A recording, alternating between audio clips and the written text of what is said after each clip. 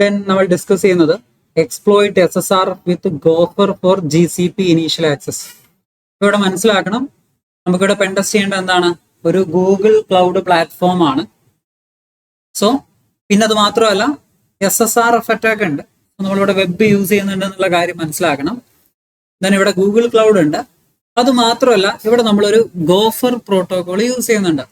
Gopher protocol എന്ന് പറഞ്ഞു കഴിഞ്ഞാൽ അത് മുമ്പ് യൂസ് ചെയ്തിരുന്ന ഒരു പ്രോട്ടോകോൾ ആണ്. ഒരു 1990s യൂസ് ചെയ്തൊരു പ്രോട്ടോകോൾ ആണ്. നമ്മൾ HTTPന്റെ മുമ്പ് യൂസ് ചെയ്തൊരു പ്രോട്ടോകോൾ ആണ് ഈ ഗോഫർ എന്ന് പറയുന്നത്. നമ്മൾ ഫയലുകൾ ആക്സസ് ചെയ്യാനും ഓക്കെ. പക്ഷെ ഇന്നത്തെ HTTPനേക്കാൾ കുറെ കൂടി ഫീച്ചർ ഈ ഗോഫറിൽ ഉണ്ടായിരുന്നു. നമുക്ക് മെനൂസ് ഒക്കെ വെക്കാനും അങ്ങനെ കുറെ കാര്യങ്ങൾ അതിൽ നമുക്ക് സെറ്റ് ചെയ്യാൻ പറ്റുമായിരുന്നു. പക്ഷെ എന്താണ്, സെക്യൂരിറ്റി വളരെ കുറവായതുകൊണ്ട് പിന്നെ അതെന്ത് ചെയ്താണ്, റീപ്ലേസ് ചെയ്തതാണ്. ഓക്കെ. ദെൻ നമുക്ക് ഇവിടെ എന്ത് ചെയ്തിട്ടുണ്ട്, ഈ ഒരു ലാബിൽ ഇപ്പൊ നമുക്കിവിടെ മനസ്സിലായി SSRF അറ്റാക്ക് ചെയ്യാനുണ്ട്, ഗോഫർ നമ്മൾ യൂസ് ചെയ്യാനുണ്ട്. ദെൻ അറ്റാക്ക് നടത്തുന്നത് ഗൂഗിൾ ക്ലൗഡ് പ്ലാറ്റ്ഫോമിലാണ് എന്നുള്ള കാര്യം മനസ്സിലാക്കാം. ദെൻ പിന്നെ നമുക്കിവിടെ കാണാൻ പറ്റുന്നുണ്ട് ഒരു IP അഡ്രസ്സ്. ദെൻ ഈ IP അഡ്രസ്സ് എന്ത് ചെയ്യാം, ഒന്നിവിടെ പേസ്റ്റ് ചെയ്ത് നോക്കുക. അപ്പൊ നമുക്കിവിടെ ഒരു വെബ്സൈറ്റ് ലോഡ് ചെയ്ത് തരും. നമ്മൾ AWS S3 ബക്കറ്റ്സ്, S3 ബക്കറ്റിന്റെ പേര് കണ്ടുപിടിച്ച പോലെ തന്നെയാണ് ഇവിടെയും നമ്മൾ ഇവരുടെ ബക്കറ്റ് നെയിം കണ്ടുപിടിക്കുന്നത്. ജസ്റ്റ് ഈ പേജ് ഒന്ന് എന്ത് ചെയ്യാം, വ്യൂ പേജ് സോഴ്സ് കൊടുക്കുക. ദെൻ നമ്മളിവിടെ എവിടെയെങ്കിലും ബക്കറ്റ് മെൻഷൻ ചെയ്തിട്ടുണ്ടോ, ബക്കറ്റിന്റെ പേര് മെൻഷൻ ചെയ്തിട്ടുണ്ടോ നോക്കാം. കിട്ടുന്നില്ല എന്നുണ്ടെങ്കിൽ ഇവിടെ വേറെയും കുറെ ലിങ്കുകൾ കാണാൻ പറ്റും. shop.html എന്ന് പറഞ്ഞിട്ടുണ്ട്. സോ അതിൽ ക്ലിക്ക് ചെയ്യാം. ദെൻ അതൊന്ന് എക്സ്പാൻഡ് ചെയ്ത് നോക്കുന്ന സമയത്ത് അവിടെ നമുക്ക് കാണാൻ സാധിക്കും, അവിടെ എന്ത് ചെയ്തിട്ടുണ്ട്, ഇവിടെ ബക്കറ്റ് യൂസ് ചെയ്തിട്ടുണ്ട്. ഒരു URL കാണാൻ പറ്റുന്നുണ്ട്. ഓക്കെ, ഞാൻ എന്ത് ചെയ്തു, ആ URL എടുത്തു, പുതിയൊരു ടാബിൽ ഞാനത് ഓപ്പൺ ആക്കി. സോ ഈ കാണുന്നതാണ് എന്ത്, നമ്മളുടെ ബക്കറ്റിന്റെ നെയിം എന്ന് പറയുന്നത്. നമ്മൾ എന്ത് ചെയ്യാം, അത് നോട്ട് ചെയ്ത് വെക്കുക. ബക്കറ്റ് നെയിം നമുക്ക് ആവശ്യം വരും.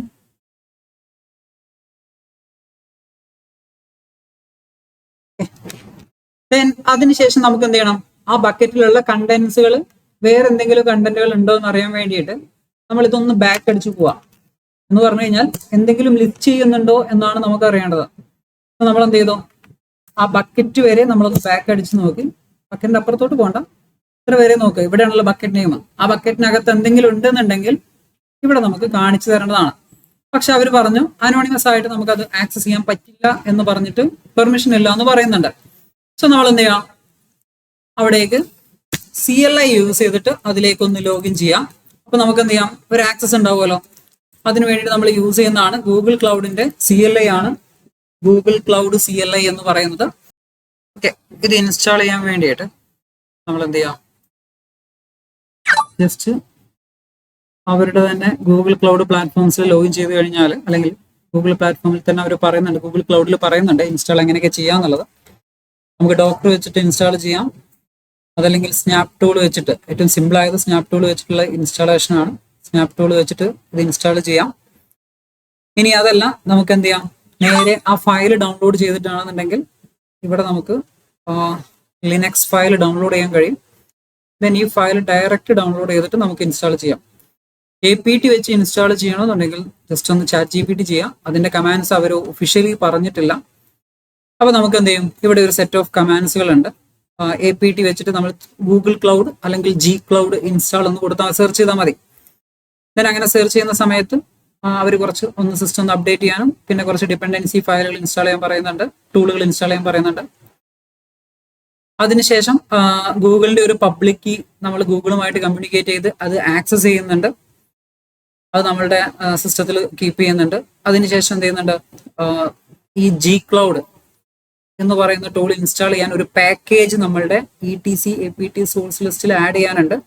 ആ ഒരു കമാൻഡും കാണാൻ പറ്റും. അത് കൊടുത്തു കഴിഞ്ഞാൽ മാത്രമേ നമുക്ക് എന്ത് ചെയ്യാൻ പറ്റും, sudo apt install Google cloud CLI എന്ന് പറഞ്ഞിട്ട് നമുക്ക് ഇൻസ്റ്റാൾ ചെയ്യാൻ സാധിക്കുകയുള്ളൂ. Direct sudo apt install Google cloud CLI work ചെയ്യില്ല. കാരണം ഈ മുകളിൽ കൊടുത്ത ഈ ഒരു പാക്കേജ് ഇല്ലാത്തതുകൊണ്ടാണ്. സോ ഈ പാക്കേജ് ആഡ് ചെയ്തതിന് ശേഷം എന്ത് ചെയ്യാം, sudo apt install Google cloud CLI എന്ന് കൊടുത്തു കഴിഞ്ഞാൽ അത് സിസ്റ്റത്തിൽ ഇൻസ്റ്റാൾ ആവും. ഓക്കെ, ദെൻ ഇൻസ്റ്റാൾ ചെയ്തതിന് ശേഷം നമ്മൾ ആദ്യം ചെയ്യേണ്ടത് ക്ലൗഡിലേക്ക് നമ്മൾ ലോഗിൻ ചെയ്യാണ്. G ക്ലൗഡ് ദെൻ കൊടുക്കുക.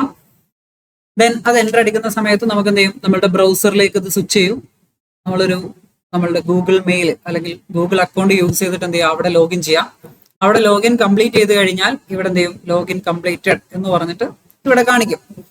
ഓക്കെ, അങ്ങനെ നമ്മൾ സിസ്റ്റത്തിലേക്ക് ലോഗിൻ ചെയ്തതിന് ശേഷം നമ്മൾ എന്താണ്, ആ ഫയൽ നമ്മൾ റീഡ് ചെയ്യാൻ നോക്കുകയാണ്. Google G cloud storage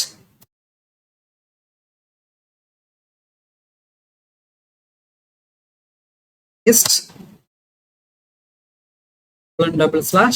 then നമ്മൾ എന്ത് ചെയ്തു, നമ്മളുടെ ബക്കറ്റിന്റെ പേര് അവിടെ കൊടുത്തു. ഓക്കെ, ആ ബക്കറ്റിലുള്ള കണ്ടന്റ് എന്തെങ്കിലും ലിസ്റ്റ് ചെയ്യാൻ പറ്റുമോ എന്നുള്ള ഒരു കാര്യമാണ് നമ്മൾ ചെക്ക് ചെയ്യുന്നത്. അടിക്കാം. അപ്പൊ ഇവര് പറയുന്നുണ്ട് നമ്മൾ കൊടുത്ത അക്കൗണ്ട് വെച്ചിട്ട് എന്ത് ചെയ്യാൻ പറ്റുന്നില്ല, നമുക്ക് അവര് പറയുന്ന ഈ ഒരു ഫയൽ നമുക്ക് ആക്സസ് ചെയ്യാൻ പറ്റുന്നില്ല എന്നുള്ളത് അവരവിടെ മെൻഷൻ ചെയ്തിട്ടുണ്ട്.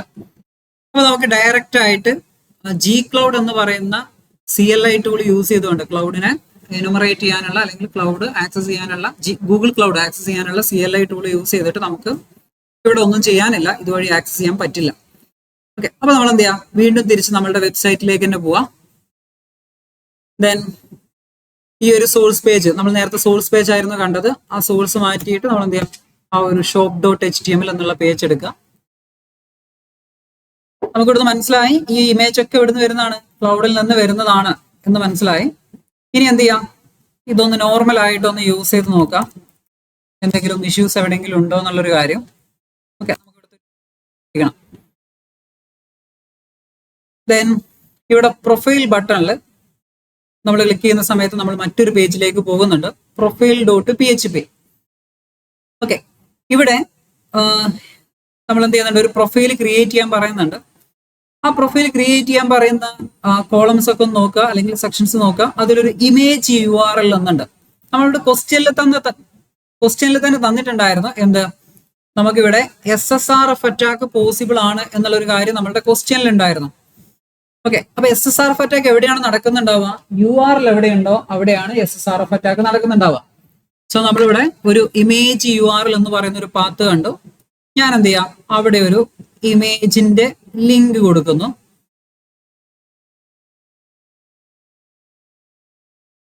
ഓക്കെ, ജസ്റ്റ് നമ്മൾ നേരത്തെ കണ്ട പോലെ shop.html, ഇവിടെ കുറെ ലിങ്കുകൾ ഉണ്ടായിരുന്നു, ജസ്റ്റ് ഒന്ന് അത് കൊടുത്തു നോക്കാം. ഇവിടെ ഒരു ഇമേജിന്റെ ലിങ്ക് ഉണ്ട്, ഞാനത് കോപ്പി ചെയ്തു. ഈ ഇമേജ് URL എന്നുള്ള പാർട്ടിൽ കൊടുത്തു. ദെൻ ഫെച്ച് ഇമേജ് എന്ന് കൊടുത്തു. ഓക്കെ, അപ്പൊ എന്ത് ചെയ്യുന്നുണ്ട്, ഇവിടേക്ക് ആ ഒരു ഇമേജ് ഫെച്ച് ആവുന്നുണ്ട്. അതിനർത്ഥം ഇവിടെ URL കൊടുത്താൽ അത് വർക്ക് ആവുന്നുണ്ട് എന്നുള്ളതാണ്. ദെൻ ഞാൻ ആ ഒരു കംപ്ലീറ്റ് നമ്മളുടെ URL ഒന്ന് നോക്കി, ഇത് വർക്ക് ചെയ്യുന്ന കംപ്ലീറ്റ് URL ഒന്ന് നോക്കുന്ന സമയത്ത് ഇവിടെ കാണാൻ പറ്റുന്നുണ്ട്, URL ഇവിടെ 2 തവണ കാണുന്നുണ്ട്. HTTP URL ശേഷം വീണ്ടും URL ഈക്വൽ ടു എന്ന് പറഞ്ഞിട്ട് വീണ്ടും ഒരു URL കാണുന്നുണ്ട്. ഓക്കെ, അപ്പൊ ഇങ്ങനെയുള്ള പോർഷനുകളിൽ നമുക്ക് RFI അല്ലെങ്കിൽ SSRF പോസിബിൾ ആണ്. ഇപ്പൊ ഇവിടെ വർക്ക് ചെയ്തത് എന്താണ്, ഇവിടെ ഞാനൊരു ഇമേജ് ലോഡ് ചെയ്ത സമയത്ത് ഇമേജിന്റെ പാത്ത് കൊടുത്തപ്പോൾ ഇവിടെ ഇമേജ് ലോഡായി. ഇപ്പൊ ഇവിടെ വർക്കായത് RFI ആണ്. നമുക്ക് റിമോട്ട്ലി ഉള്ള മറ്റൊരു ഫയലിനെ നമുക്ക് ഇവിടെ ഉൾക്കൊള്ളിക്കാൻ പറ്റി. ഓക്കെ, അപ്പൊ ഇത് RFI ആണ്. SSRF എന്ന് പറയുമ്പോൾ നമ്മൾ എങ്ങനെ പഠിച്ചതാ, SSRF എന്ന് പറഞ്ഞു കഴിഞ്ഞാൽ ഒരു സിസ്റ്റത്തിനെ കൊണ്ട് അതിന്റെ ഇന്റേണലിലേക്ക് ആക്സസ് എടുക്കുന്നതിനെയാണ് നമ്മൾ SSRF അറ്റാക്ക് എന്ന് പറയാം. ഇവിടെ നമ്മളിപ്പോ ചെയ്തത് എന്താണ്, ഒരു URL ഈ ഒരു വെബ്സൈറ്റിൽ മറ്റൊരു URLനെ നമ്മൾ റൺ ചെയ്തു. അപ്പൊ ഇവിടെ എനിക്ക് എന്ത് ചെയ്യാം, ഏത് URL കൊടുത്തു കഴിഞ്ഞാലും, ഇനിയിപ്പോ ഗൂഗിളിൽ നിന്ന് ഒരു ഇമേജിന്റെ URL എടുത്തിട്ട് ഈ പാത്തിൽ കൊടുത്തു കഴിഞ്ഞാലും ആ ഇമേജ് ആയിരിക്കും ഇവിടെ ലോഡ് ആവുന്നുണ്ടാവുക. സോ ഇവിടെ RFI പോസിബിൾ ആണെന്ന് മനസ്സിലായി. RFI പോസിബിൾ ആണെന്നുണ്ടെങ്കിൽ അവിടെ എന്തും പോസിബിൾ ആണ്, നമുക്ക് അവിടെ LFI കൂടി പോസിബിൾ ആണ്. സോ അത് നമുക്ക് നോക്കാം. നമ്മൾ എന്ത് ചെയ്തു, ETC പാസ്വേഡ് എന്ന് കൊടുത്ത് നോക്കാം. ഓക്കെ, അപ്പൊ ഇവിടെ നോക്കേ, അവിടെ നമുക്ക് എന്ത് ചെയ്യാൻ പറ്റുന്നുണ്ട്, അവിടെ ഇന്റേണലിലുള്ള ETC പാസ്വേഡ് എന്ന് പറയുന്ന ഫയൽ നമുക്ക് ആക്സസ് ചെയ്യാൻ പറ്റുന്നുണ്ട്. Okay, file :/ETC password /ETC password. അപ്പൊ എനിക്ക് എന്ത് ചെയ്യാൻ പറ്റുന്നുണ്ട്, ഇവിടെ LFIയും പോസിബിൾ ആണെന്ന് മനസ്സിലായി. ഓക്കെ, അപ്പൊ ഇവിടെ LFI പോസിബിൾ ആണ്, RFI പോസിബിൾ ആണ്. ഇനി നമുക്ക് നോക്കാനുള്ളത് എന്താണ്, SSRF ആണ്. ഓക്കെ, നമുക്ക് ഇവരുടെ തന്നെ ഇന്റേണലിലേക്കുള്ള ആക്സസ് കൊടുക്കാം. ഓക്കെ, അപ്പൊ നമ്മൾ എന്ത് ചെയ്തു, ഇന്റേണലിലേക്കുള്ള ആക്സസ് അവരുടെ ലൂപ്പ് ബാക്ക് IP ഒക്കെ നമ്മൾ മാറ്റി നോക്കാം. ഓക്കെ, എന്നിട്ട് വല്ലതും വർക്ക് ആവുന്നുണ്ടോ, ലൂപ്പ് ബാക്ക് IP നമ്മൾ പോർട്ടുകൾ മാറ്റി നോക്കും. നമ്മൾ പർസ്യൂട്ട് ഒക്കെ യൂസ് ചെയ്തിട്ട് പോർട്ടുകളൊക്കെ ചേഞ്ച് ചെയ്ത് 65535 വരെയുള്ള പോർട്ടുകളൊക്കെ മാറ്റി മാറ്റി നോക്കണം. ചിലപ്പോൾ ഏതെങ്കിലും ഒരു പോർട്ടിലായിരിക്കും വർക്ക് ചെയ്യുന്നുണ്ടാവുക. ദെൻ അവർ യൂസ് ചെയ്യാൻ സാധ്യതയുള്ള ഇന്റേണൽ IPs നമ്മൾ ഇങ്ങനെ മാറ്റി മാറ്റി ബ്രൂട്ട് ഫോഴ്സ് ചെയ്തുകൊണ്ടേയിരിക്കണം. എങ്കിലും മനസ്സിലാവുള്ളൂ ഇന്റേണലിലേക്ക് വല്ല ആക്സസും പോകുന്നുണ്ടോ എന്നുള്ളത്. ഇവിടെ നമ്മൾ യൂസ് ചെയ്യുന്ന എന്താണ്? ഗൂഗിൾ ക്ലൗഡ് ആണ് യൂസ് ചെയ്യുന്നത്. ഈ ഗൂഗിൾ ക്ലൗഡിൽ വിർച്വൽ മെഷീൻസ് ഉണ്ട്. ഓക്കെ, നമ്മളുടെ AWS EC2 ഉള്ളതുപോലെ തന്നെ ഗൂഗിൾ ക്ലൗഡിൽ വിർച്വൽ മെഷീൻ എന്ന് പറയുന്ന ഒരു സർവീസ് ഉണ്ട്. വിർച്വൽ മെഷീനകത്താണ് അവർ എന്ത് ചെയ്യുള്ളൂ, ഈ വെബ്സൈറ്റുകളൊക്കെ ഹോസ്റ്റ് ചെയ്യുന്നുണ്ടെങ്കിൽ ആ വെബ്സൈറ്റ് എവിടെ ഹോസ്റ്റ് ചെയ്യാം? ഇതുപോലുള്ള വിർച്വൽ മെഷീൻസിന്റെ അകത്തായിരിക്കും. ഓക്കെ, അപ്പൊ ഇവിടെ ഒരു വിർച്വൽ മെഷീൻ ഉണ്ടെന്നും ആ വിർച്വൽ മെഷീന്റെ അകത്താണ് ഈ ഒരു വെബ്സൈറ്റ് ഹോസ്റ്റ് ചെയ്തിരിക്കുന്നത് എന്നുള്ളതും നമ്മൾ മനസ്സിലാക്കണം. അതെങ്ങനെ മനസ്സിലാവാന്ന് ചോദിച്ചു കഴിഞ്ഞാൽ നമ്മൾ എന്ത് ചെയ്യാം? ഈ വെബ്സൈറ്റ് കംപ്ലീറ്റ് വർക്ക് ചെയ്യുന്നത് ഗൂഗിളിലാണ്. സോ അതറിയാൻ വേണ്ടിയിട്ട് ജസ്റ്റ് ഈ ഒരു IP എടുത്തിട്ട് നമ്മൾ എന്ത് ചെയ്യാം? ജസ്റ്റ് ഒന്ന് വോയിസ് ചെയ്ത് നോക്കുക. ഓക്കെ, അപ്പൊ വോയിസ് എന്ന് കൊടുക്കുന്ന സമയത്ത് അവർ പറയും ഇതെന്താണ്, ഇത് കംപ്ലീറ്റ്ലി ഗൂഗിളിൽ ക്രിയേറ്റ് ചെയ്തതാണ് എന്ന് നമുക്കിവിടെ കാണാൻ പറ്റും. കണ്ട, ഗൂഗിൾ ക്ലൗഡിൽ ഹോസ്റ്റ് ചെയ്തിരിക്കുന്ന ഒരു വെബ്സൈറ്റ് ആണ് ഏത്, നമ്മളിപ്പോൾ ആക്സസ് ചെയ്യുന്ന ഈ വെബ്സൈറ്റ് കംപ്ലീറ്റ്ലി എവിടെ ഹോസ്റ്റ് ചെയ്തിരിക്കുന്നത്? ഗൂഗിളിലാണ്. അത് നമുക്ക് അവിടെ കാണാൻ പറ്റുന്നുണ്ട്. അപ്പൊ നമ്മൾ ഇനി നോക്കേണ്ടത് എങ്ങനെ നമുക്ക് ഗൂഗിൾ ക്ലൗഡിൽ ഹോസ്റ്റ് ചെയ്തിരിക്കുന്ന വിർച്വൽ മെഷീൻസിന്റെ ഇന്റേണലിലേക്ക് ആക്സസ് എടുക്കാം, ആ കാര്യമാണ് നമുക്ക് നോക്കേണ്ടത്. സോ അത് നമ്മളുടെ വാക്ക് ത്രൂവിൽ അത് പ്രത്യേകം പറഞ്ഞു തന്നിട്ടുണ്ട് അത് എങ്ങനെയാണ് എന്നുള്ളത്. അപ്പൊ അത് നമ്മൾ എന്ത് ചെയ്യണം? ജസ്റ്റ് നെറ്റിൽ സെർച്ച് ചെയ്യാം. ഈ പറയുന്ന പോലെ ഗൂഗിൾ ക്ലൗഡിന്റെ ഇന്റേണലിലേക്കുള്ള ആക്സസ് അല്ലെങ്കിൽ ഇന്റേണലിലേക്കുള്ള ലിങ്കുകൾ ഏതൊക്കെ, അതിനുള്ള എക്സാമ്പിൾസ് അവർ തന്നെ നമുക്ക് തന്നിട്ടുണ്ട്. അതാണ് ഈ കാണുന്നത്. സോ നമ്മൾ എന്ത് ചെയ്യാം? ഈ ലിങ്കുകൾ അവിടെ കൊടുത്തു നോക്കാം. ഇവിടെ അവർ എക്സാമ്പിൾ തന്നിട്ടുണ്ട്. ഇതൊക്കെ ഇതുപോലെയുള്ള ഒരുപാട് ലിങ്കുകൾ ഉണ്ട്. നമ്മൾ എന്ത് ചെയ്യാം? ജസ്റ്റ് നെറ്റിൽ ഒന്ന് സെർച്ച് ചെയ്യാം. Google cloud internal access links അല്ലെങ്കിൽ മെറ്റാഡാറ്റ ലിങ്ക്സ് എന്ന് പറഞ്ഞു കൊടുത്തു കഴിഞ്ഞാൽ അതിനകത്തോട്ട് പോകുന്ന കുറെ ലിങ്കുകൾ നമുക്ക് കാണാൻ സാധിക്കും. ഓക്കെ, അപ്പൊ നമ്മൾ എന്ത് ചെയ്യാം? ആ ലിങ്കുകൾ ഞാൻ ഇവിടെ നിന്ന് എന്ത് ചെയ്യുന്നു? ഒരു ലിങ്ക് ഒന്ന് ഇവിടെ നിന്ന് റൺ ചെയ്ത് നോക്കുന്നു. ഇവിടെ ജസ്റ്റ് ഞാൻ അവിടെ കിട്ടിയ ഒരു ലിങ്ക് ഞാൻ ഇവിടെ കൊടുക്കുന്നു. ഓക്കെ, അപ്പൊ അവിടെ എന്ത് ചെയ്യുന്നുണ്ട്? ആ ലിങ്കുകൾ അവിടെ വർക്ക് ആവുന്നുണ്ട്. സോ ഇവിടെ V1 സപ്പോർട്ട് ചെയ്യുന്നില്ല, നോ ലോങ്ങർ സപ്പോർട്ടഡ് എന്ന് പറയുന്നുണ്ട്. സോ നമുക്കത് V2 ഉണ്ടോ എന്നുള്ളത് നോക്കാം. ദെൻ ഇല്ല, അത് അങ്ങോട്ട് ആക്സസ് ഇല്ല. ഇനി നമ്മൾ എന്ത് ചെയ്യുന്നു? നെക്സ്റ്റ് ഇവിടെ ഒരു കമാൻഡ് ലിങ്ക് കാണിച്ചു തന്നിട്ടുണ്ട്. ഇവിടെ ഇതിന് മുമ്പുള്ള ലിങ്ക്സ് നമ്മൾ നോക്കുന്ന സമയത്ത് നമുക്ക് മനസ്സിലാവും അവരവിടെ യൂസ് ചെയ്യുന്നത് ഗോഫർ പ്രോട്ടോകോൾ ആണ് എന്നുള്ള കാര്യം നമുക്ക് മനസ്സിലാവും. ഓക്കെ, മുമ്പുള്ള കമാൻഡ്സ് ലിങ്കുകൾ നമ്മൾ വർക്ക് ചെയ്യുമ്പോൾ നമുക്ക് അവിടെ അവർ യൂസ് ചെയ്യുന്നത് ഗോഫർ ആണ് എന്നുള്ള ഒരു ഐഡിയ ഉണ്ടാവും.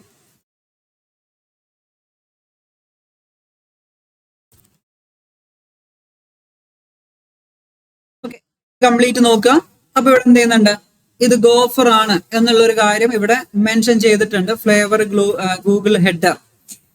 ഓക്കെ, ഇത് കണ്ടു കഴിഞ്ഞാൽ മനസ്സിലാക്കണം ഇവർ എന്ത് ചെയ്തിട്ടുണ്ട്? ഇത് ഗോഫർ യൂസ് ചെയ്തിട്ട് വർക്ക് ചെയ്യുന്നതാണ്. കാരണം അവിടെയാണ് നമ്മൾ ഈ ഫ്ലേവർ ഗൂഗിൾ ഹെഡർ യൂസ് ചെയ്യുന്നത്. ഓക്കെ, ദെൻ ഇനി നമ്മൾ എന്ത് ചെയ്യാം? ഗോഫർ യൂസ് ചെയ്തിട്ട് എങ്ങനെ നമുക്ക് മെറ്റാഡാറ്റ ഇൻഫർമേഷൻസ് കളക്ട് ചെയ്യാം എന്നുള്ളത് നോക്കാം. അപ്പൊ അതിന്റെ ലിങ്ക് അവർ തന്നിട്ടുണ്ട്. ജസ്റ്റ് അത് കോപ്പി ചെയ്യാം. ദെൻ നമുക്കത് വ്യക്തമായിട്ട് മനസ്സിലാവണമെന്നുണ്ടെങ്കിൽ നമ്മളത് പർസ്യൂട്ട് വഴി ചെയ്യുന്നതാണ് ബെറ്റർ.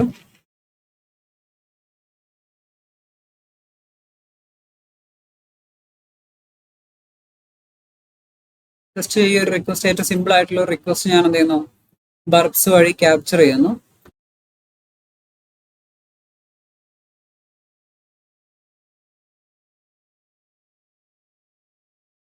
ഓക്കെ, ദെൻ റിപ്പീറ്ററിൽ ഞാനിപ്പോ ലേറ്റസ്റ്റ് ആയിട്ട് കൊടുത്ത ലേറ്റസ്റ്റ് ലിങ്ക് ഗോഫറിന്റെ ആ ലിങ്ക് നമ്മൾ എന്ത് ചെയ്യാം?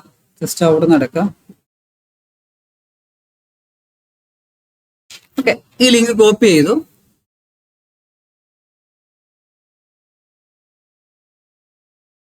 ദെൻ URL എന്ന് കാണുന്ന സ്ഥലത്ത് നമ്മൾ എന്ത് ചെയ്യാം? ഈ ലിങ്ക് പേസ്റ്റ് ചെയ്യാം. നമ്മൾ അവിടുന്ന് കൊടുത്ത ലിങ്ക്. അതേപോലെ ഇവിടെ റെഫറലും ഉണ്ട്. റെഫററിലും ഇതേ ലിങ്ക് എന്ത് ചെയ്യാം, ഈക്വൽ ടുവിന് ശേഷം, ഇവിടെ ഈക്വൽ ടുവിന് ശേഷം നമ്മൾ ആ ലിങ്ക് കോപ്പി ചെയ്യാം, പേസ്റ്റ് ചെയ്യാം. മുകളിൽ നമ്മളത് നേരിട്ട് കൊടുത്താൽ മതി, ആ ലിങ്ക് URL എന്നുള്ളിടത്ത് നേരിട്ട് അത് കൊടുത്താൽ മതി. എന്നാൽ റെഫറലിൽ നമ്മൾ എന്ത് ചെയ്യണം, അവർ കൊടുത്തിരിക്കുന്ന ആ URL ശേഷമാണ് നമ്മൾ URL ഈക്വൽ ടു എന്നുള്ള ഭാഗത്താണ് നമ്മൾ എന്ത് ചെയ്യേണ്ടത്. അതിനുശേഷം നമ്മൾ എന്ത് ചെയ്യാം, സെൻഡ് എന്ന് കൊടുക്കുക. ഓക്കെ, ഇങ്ങനെ കൊടുത്താൽ മാത്രമേ ഇത് വർക്ക് ആവുള്ളൂ. അല്ലാതെ നമ്മൾ വെബ് പേജിൽ നിന്ന് നേരിട്ട് ആ ലിങ്ക് വർക്ക് ആവില്ല. കാരണം ഇവിടെ റെഫറർ വർക്ക് ചെയ്യുന്നുണ്ട്. സോ നമ്മളവിടെ വെബ്സൈറ്റിൽ വെച്ച് ലിങ്ക് മാറ്റിയാലും, ഇപ്പൊ ഇവിടെ നമ്മൾ ഈ പറയുന്ന ഓരോ ലിങ്കുകൾ മാറ്റി കൊടുത്താലും ആ ലിങ്ക് വർക്ക് ആവണമെന്നുണ്ടെങ്കിൽ റെഫറർ വേണം. റെഫറർ നമുക്ക് എവിടെ ചേഞ്ച് ചെയ്യാൻ പറ്റുള്ളൂ, ബർബ് സ്യൂട്ട് വഴി ചേഞ്ച് ചെയ്യാൻ പറ്റുള്ളൂ. സോ ബർബ് സ്യൂട്ട് എടുത്തിട്ട് വേണം എന്ത് ചെയ്യാൻ വേണ്ടിയിട്ട്, ലിങ്ക് നമ്മൾ ചേഞ്ച് ചെയ്ത് കൊടുക്കാൻ വേണ്ടിയിട്ട്. ഓക്കെ, ദെൻ ഇത് വർക്ക് ആവുന്നുണ്ടോ നോക്കാം. 200 റിസൾട്ട് വന്നു. സോ നമ്മൾ കൊടുത്ത റിക്വസ്റ്റ് എന്തായിട്ടുണ്ട്, അത് വർക്ക് ആവുന്നുണ്ട്. നമുക്ക് അവരുടെ ഹെഡർ കാണാൻ പറ്റുന്നുണ്ട്. ഓക്കെ, ഇതിലധികം നമ്മൾ ക്വസ്റ്റ്യൻസ് ഒന്നുമില്ല, നമ്മളൊന്നും കൊടുത്തു റിക്വസ്റ്റ് ചെയ്തിട്ടില്ല. ജസ്റ്റ് ആ ഹെഡർ വർക്ക് ആവുന്നുണ്ടോ എന്ന് മാത്രമാണ് നോക്കിയത്. ദെൻ നമുക്ക് ഇനി ഇവിടെ കാണാൻ പറ്റും അടുത്തൊരു കോഡ്. ഇവിടെയാണ് എന്ത് ചെയ്യുന്നത്, ഇവരുടെ ടോക്കൺ ജനറേറ്റ് ചെയ്യാനുള്ള കോഡ് ഇവിടെ കൊടുത്തിട്ടുണ്ട്. സോ നമ്മൾ എന്ത് ചെയ്യാം, ആ കോഡ് കോപ്പി ചെയ്യാം. ഓക്കെ, നമ്മളുടെ ഏത് ടോക്കൺ, ഗൂഗിൾ ക്ലൗഡിന്റെ ഇന്റേണൽ ആക്സസിലേക്ക് ഫയൽ എടുക്കുകയാണ്. സോ ആ ഫയൽ ആക്സസ് ചെയ്യുമ്പോൾ നമുക്കൊരു ടോക്കൺ വേണം. ഓക്കെ, ഗൂഗിൾ ക്ലൗഡിലേക്ക് സാധാരണ രീതിയിൽ നമ്മൾ ലോഗിൻ ചെയ്താലും നമുക്ക് കിട്ടുന്നത് എന്താണ്, ഒരു ടോക്കൺ തന്നെയാണ്. പക്ഷെ ആ ടോക്കൺ വെച്ചിട്ട് നമുക്ക് അവിടെ ആക്സസ് ചെയ്യാൻ പറ്റില്ല എന്ന് അവർ പറഞ്ഞു. അപ്പൊ നമ്മൾ എന്ത് ചെയ്യുന്നു, പുതിയൊരു ടോക്കൺ ജനറേറ്റ് ചെയ്യാനുള്ള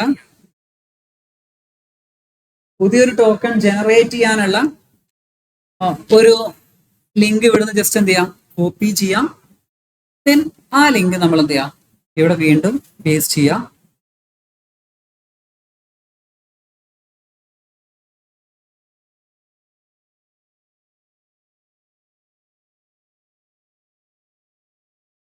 ദെൻ സെൻഡ് വീണ്ടും കൊടുക്കുക.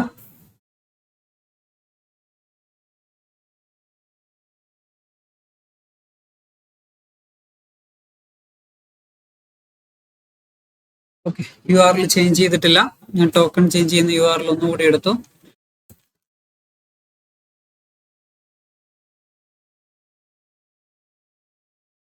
URL ഇപ്പോഴാണ്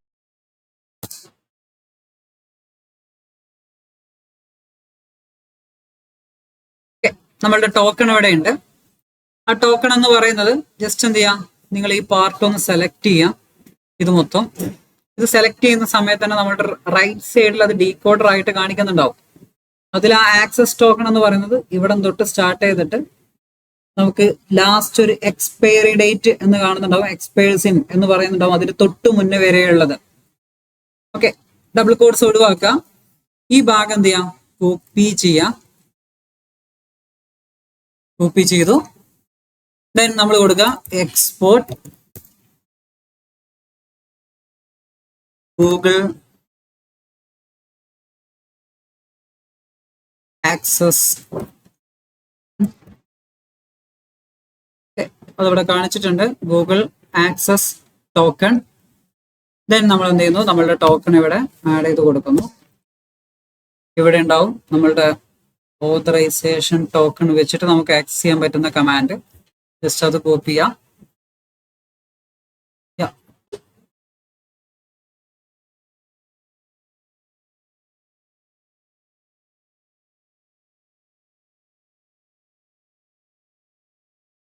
ഓക്കെ, മെൻഷൻ ചെയ്യണം ഗൂഗിൾ ആക്സസ് ടോക്കൺ വെച്ചിട്ടാണ് നമ്മളത് കയറുന്നത് എന്നുള്ളത്, അല്ലെങ്കിൽ ആക്സസ് ചെയ്യുന്നത് എന്നുള്ളത്. അതാണ് ഇവിടെ നമ്മൾ മെൻഷൻ ചെയ്തത്. അത് വെച്ചിട്ട് നമുക്ക് എന്ത് ചെയ്യാൻ പറ്റുന്നുണ്ട്, അവിടെയുള്ള ലിങ്കുകളൊക്കെ നമുക്ക് ആക്സസ് ചെയ്യാൻ പറ്റുന്നുണ്ട്. ദെൻ അതിലുള്ള ലിങ്കുകൾ മൊത്തം ഒന്ന് നോക്കുക. ഇവിടെ ഒരു ഫ്ലാഗ് ഉള്ള ഒരു ലിങ്ക് കാണുന്നുണ്ട്. സോ നമുക്ക് എന്ത് ചെയ്യാം, ഈ ലിങ്കാണ് നമുക്ക് ഇനി ആക്സസ് ചെയ്യേണ്ടത്. നേരെ ഈ ലിങ്ക് ജസ്റ്റ് ഒന്ന് കോപ്പി ചെയ്യാം. തൊട്ട് മുന്നേ കൊടുത്ത കമാൻഡ് ഉണ്ടല്ലോ, അതിലെ ആ ലിങ്ക് ഒന്ന് മാറ്റി കൊടുക്കുക.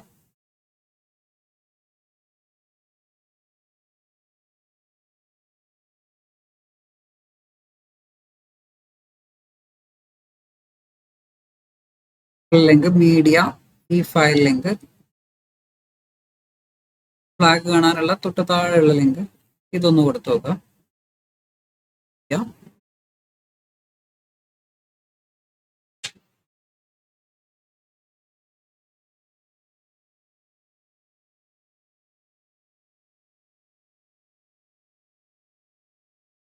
ഓക്കെ, അത് കൊടുക്കുമ്പോൾ നമുക്ക് എന്ത് ചെയ്യും, നമ്മളുടെ ഫ്ലാഗ് കിട്ടും, ദ ഫൈനൽ ഫ്ലാഗ്.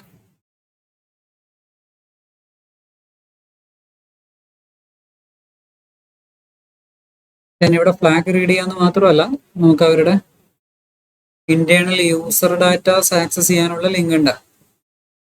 ഓക്കെ, അതുവഴി നമുക്ക് അവരുടെ ഇന്റേണലിലുള്ള ഡാറ്റാസുകളും ആക്സസ് ചെയ്യാം. കോപ്പി ചെയ്യാം, മീഡിയ ലിങ്ക് കൊടുത്തിട്ടുണ്ട്. ഓക്കെ, അവിടെയുള്ള ഡാറ്റാസുകൾ മൊത്തം നമുക്ക് അതുവഴി ആക്സസ് ചെയ്യാം. ഇവിടെ നമ്മൾ ലോഗിൻ ചെയ്ത് നമ്മളുടെ ജി ക്ലൗഡ് വെച്ചിട്ടല്ല. ജി ക്ലൗഡിൽ എപ്പോഴും കിടക്കുന്നത് നമ്മളുടെ പേഴ്സണൽ അക്കൗണ്ടിന്റെ ക്രെഡൻഷ്യൽസ് ആണ്. നമ്മളിവിടെ ലോഗിൻ ചെയ്ത് ആക്സസ് ചെയ്തത് ഗൂഗിൾ ആക്സസ് ടോക്കൺസ് യൂസ് ചെയ്തിട്ടാണ്. ആ ടോക്കൺ നമുക്ക് എവിടെ നിന്ന് കിട്ടി? SSRF വഴി അവരുടെ ഇന്റേണലിൽ നിന്ന് നമ്മൾ റീജനറേറ്റ് ചെയ്തു. ആ റീജനറേറ്റ് ചെയ്യാനുള്ള അല്ലെങ്കിൽ SSRF ടോക്കൺ ജനറേറ്റ് ചെയ്യാനുള്ള ലിങ്ക് ആണ് ഒരു മെറ്റാഡാറ്റ എക്സ്ട്രാക്ഷൻ ലിങ്ക് നമുക്ക് കിട്ടിയായിരുന്നു. ഞാൻ ആ ലിങ്ക് യൂസ് ചെയ്തിട്ട് എന്ത് ചെയ്തു, നമ്മൾ ഒരു SSRF വഴി നമ്മളൊരു ടോക്കൺ ജനറേറ്റ് ചെയ്തു. ദെൻ ആ ടോക്കൺ എന്തായിരുന്നു? നമ്മളുടെ ഗൂഗിൾ ക്ലൗഡ് അല്ലെങ്കിൽ ഗൂഗിൾ ക്ലൗഡിലേക്കുള്ള ആക്സസ് ടോക്കൺ ആണ്. അപ്പോൾ ഒതന്റിക്കേഷൻ എടുത്തിട്ടും ചെയ്യാം, നമ്മളുടെ യൂസർ നെയിമും പാസ്വേഡ് അല്ലെങ്കിൽ മെയിൽ അക്കൗണ്ട് കൊടുത്തിട്ട് നമുക്ക് ലോഗിൻ ചെയ്യാം. അല്ലാതെ ആക്സസ് ടോക്കൺസ് യൂസ് ചെയ്തിട്ട് നമുക്ക് ക്ലൗഡ് പ്ലാറ്റ്ഫോമിലേക്ക് ലോഗിൻ ചെയ്യാം. സോ നമുക്ക് ഇവിടെ കിട്ടിയത് ആക്സസ് ടോക്കൺസ് ആണ്. അപ്പൊ ഇതേപോലെ ആക്സസ് ടോക്കൺസ് കിട്ടിക്കഴിഞ്ഞാൽ നമുക്ക് എന്ത് ചെയ്യാം, നേരിട്ട് ക്ലൗഡിലെ ഡാറ്റാസുകൾ ആക്സസ് ചെയ്യാൻ പറ്റും, അല്ലെങ്കിൽ അവിടെയുള്ള ഫയൽസുകളോ കാര്യങ്ങളോ നമുക്ക് ലിസ്റ്റ് ചെയ്യാൻ പറ്റും. നേരത്തെ നമ്മൾ കണ്ട ആ ഒരു മെറ്റാഡാറ്റ എക്സ്ട്രാക്ഷൻ ലിങ്കുകളൊക്കെ നമുക്ക് എന്ത് ചെയ്യാൻ പറ്റും, അതുവഴി ചെക്ക് ചെയ്ത് നോക്കാൻ പറ്റും.